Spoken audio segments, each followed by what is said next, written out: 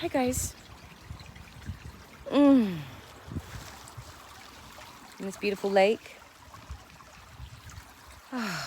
So those of you that are going through withdrawal, I just want to say that this moment, standing by a lake, enjoying the lake, I thought would never come. And it has come. And I've seen it come for many people. You know, and I know that I reinstated and I had that whole thing and that was my journey. But I speak to many people who are going through this, who heal with time. Many, many, many. So I've got my Diva sunglasses on today, but I'm quite tired. Many people.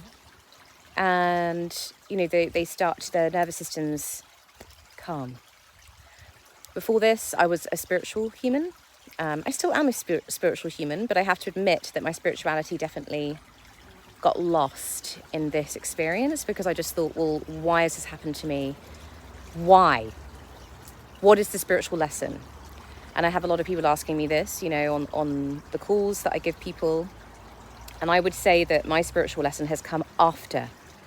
So when I got better to the place of more functioning, even though obviously I still had to taper and that's going on and on and on.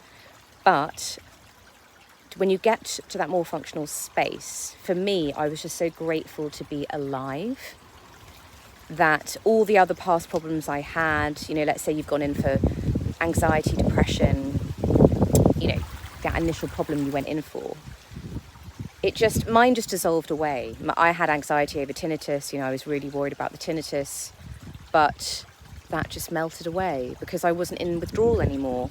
I'd somehow survived it and I was back in my life, back here. And it really gives you that. It gives you that like huge gratitude just to be here for breath, for absolute breath, just breath.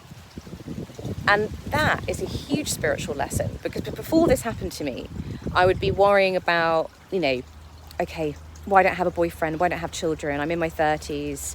I'm doing, you know, all of this. And I'm 39 in November. Of course, I'd love a partner. And, you know, but that hasn't happened for me yet.